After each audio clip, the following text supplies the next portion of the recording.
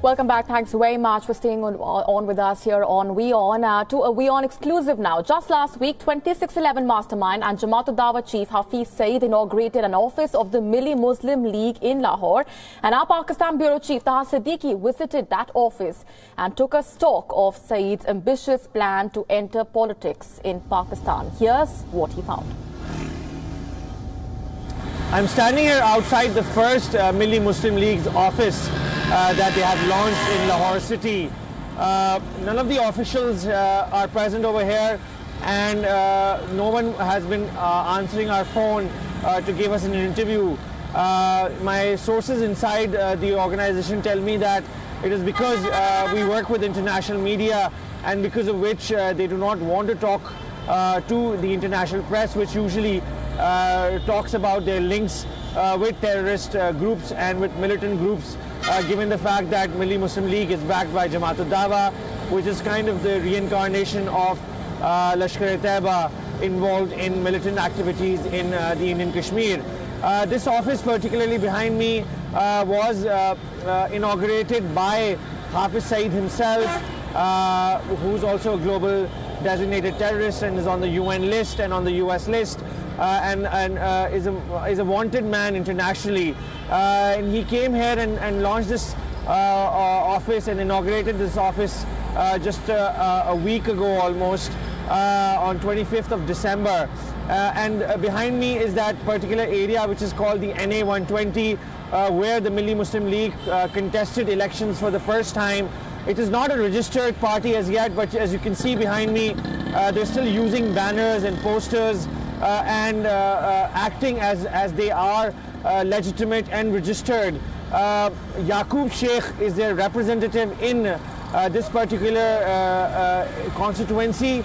I've been trying to call him, I've been trying to track him down, but he is avoiding giving any interviews.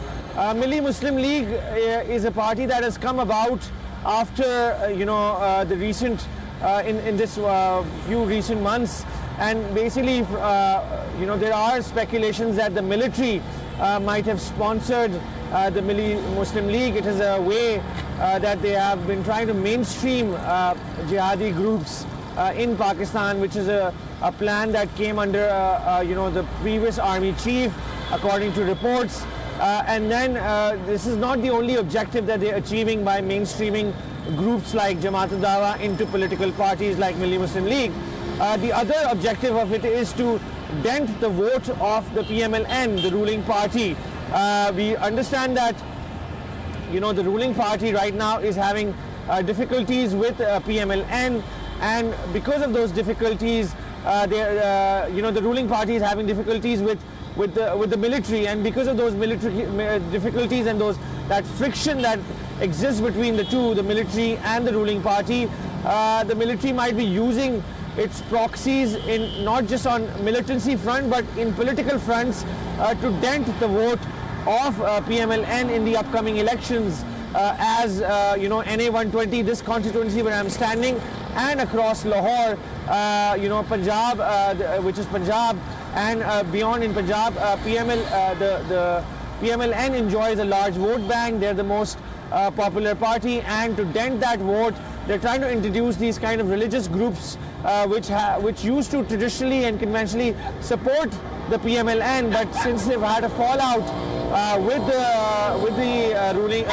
since they have had a fallout with the military, we're seeing that now the military is coming up with these plans to undermine their vote bank in the upcoming elections that is supposed to happen in 6 months or so. Taha Siddiqui, WION, Lahore. The Muslim League office was inaugurated just days after the Pakistan government said that the group would breed violence and extremism in politics and oppose the registration of the party. Meanwhile, Hafiz Saeed has maintained that his organization would contest the upcoming general elections under the name of the Muslim League. The party surfaced in the recently held by-polls in September and gained 4th position, with votes double that of the Pakistan People's Party and the Jamaat-e-Islami combined. Joining us for more on this is Sushant Sareen, Strategic Affairs Analyst. Also joining us is Pakistan Bureau Chief of WION, Taha Siddiqui, joining us from Islamabad. Taha, to you first, of course.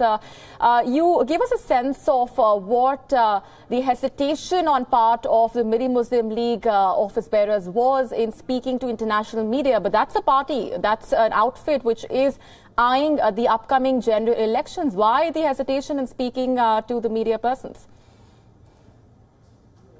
Well, to start off, the MML has basically, it's a cover and it has connections to Jamaat al-Dawa, and Jamaat al-Dawa is the reincarnation of Lashkar-e-Taiba, as we explained also.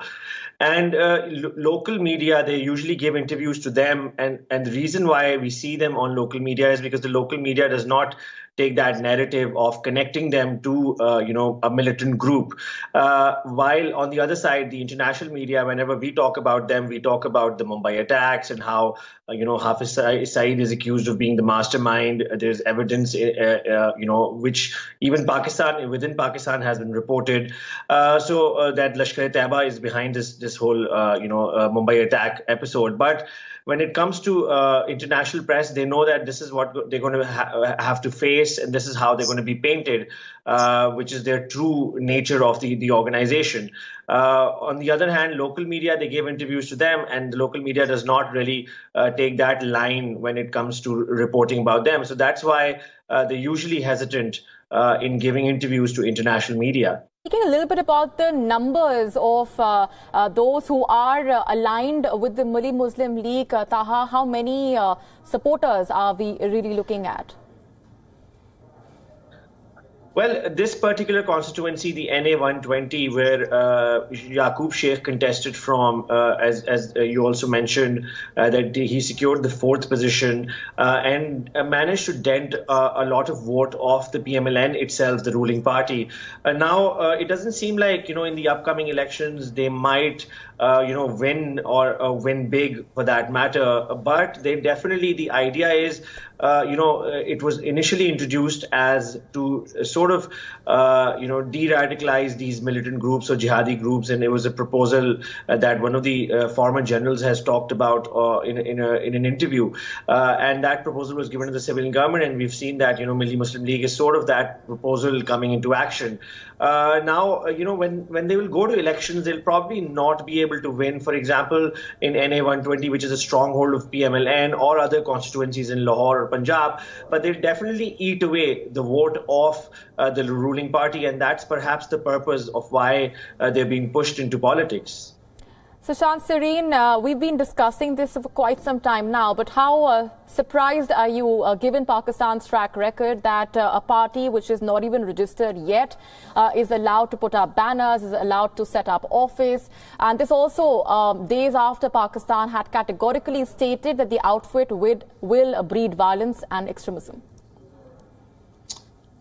Yes, but that is precisely the problem with what Pakistan says for public consumption and what Pakistan does on the ground. So at one level, it'll make them look very bad if they were to register this party. Already we are seeing a bit of an eyewash of an action, something we've seen plenty of times in the past, that they're cracking down on the funding for these proscribed organizations. But on the ground, their fundraising and their activities continue apace. So that has been a problem, and that's part of the kind of deceit and deception which everybody is becoming wise to, not just in India, but also around the world. So that is one part of the problem. The second part of the problem is that while Taha is quite right, that the idea to mainstream these guys, I don't think it is so much to de-radicalize them as it is to, give them a certain amount of legitimacy, to give them a certain amount of credibility, and give them a voice in the politics of the country. Until now, most of the Islamist groups or the jihadist groups have exercised a sort of a veto at the level of the street. But now, apparently, the thinking is to also give them a voice in the power corridors as well. And that becomes, if somebody is probably being a little too clever by half, but, this kind of thing backfires very nastily. And we've seen that happen in plenty of parts of the world. We've seen some of it happen even in India, for example. So I think, part of the thing is to give them that political legitimacy. The other problem is that while there is a lot of talk of mainstreaming these guys and weaning them away from jihad, the fact of the matter remains that there is no visible action whatsoever to curtail their jihadist activities. So those continue apace. And on top of that, they are now going to be brought into the politics of the country. Now, I agree. I don't think that the Muslim League has the kind of political heft that will make them win, even a couple of seats. They will at best play spoilers. They will at best cut into votes of some of the mainstream parties, particularly Nawaz Sharif's party. Right. But other than that, there could be one or two seats they might be able to pull through, with a little help from their friends in the establishment. So that possibility certainly exists. Also, because the Muslim League represents a very small minority among the Sunni sect, and because they're essentially a very sectarian sort of an organization, although they pretend to be, just Islam pasands, the fact of the matter remains that because of that theological and doctrinal differences and sectarian differences, there is a certain inherent limit to the amount of votes they will get. Unlike the other new party which has emerged, which is the Barelvi-leaning party, which has got, in both the elections they fought, they've got almost double the votes that the MML has got. But it remains to be seen what happens during the general election, because the dynamics in the general election will be very different from the two by-elections in which we've seen these two parties operate so far. And let's just take a look at what the Muslim League, its ideology is. Looking at its website, it tries to say we wish to bring forward well-qualified and accomplished leadership, providing a roadmap to the nation, enabling us to prevent anyone from stealing our country's wealth or violating the rights of its citizens. Ironical that it hopes to do so with the leadership of a globally designated terrorist, Hafiz Saeed. Taha, help our viewers understand the office bearers, those working within the party, those who voted for the party in the NA 120 by poll, and those who are supporting the party. Where do these people really come from? Which sections of the civil society are we talking about, or is it all a mixed bag? Well, the recent elections, the NA 120, I was there in Lahore to cover it. And during that time, my sort of experience was that, they had just come up with this Muslim League. But despite that, they had a good organization, they had good presence on ground, and it seemed like they were also well funded. So it seemed like on their own, to what I spoke to people and, even the rival parties, they felt that this is not on their own that they're getting this much of sort of organization and the support. Also, at the same time, within most of parts of Lahore, they have set up camps, charity camps. Now, they collect charity, even though it's illegal for them to collect charity, but that continues to happen. There was some cosmetic sort of step that was taken in Islamabad with an FIR registered against one of their mosques, which was collecting charity. But even right now, as we speak, in Lahore, multiple such places exist. Throughout Punjab, multiple such places exist. Then they also have mosques in the country that they preach through or they recruit through, which is also spread all across, not just in Punjab, but in Sindh, in Balochistan. They have gone there, and they get unhindered access to remote areas where other, for example, other charity organizations cannot go. Let's suppose in Balochistan, we do know that, like, in the heart of the insurgency in Avaran, the Jamaat-ud-Dawa has been able to make inroads. So they get access and they are present amongst people.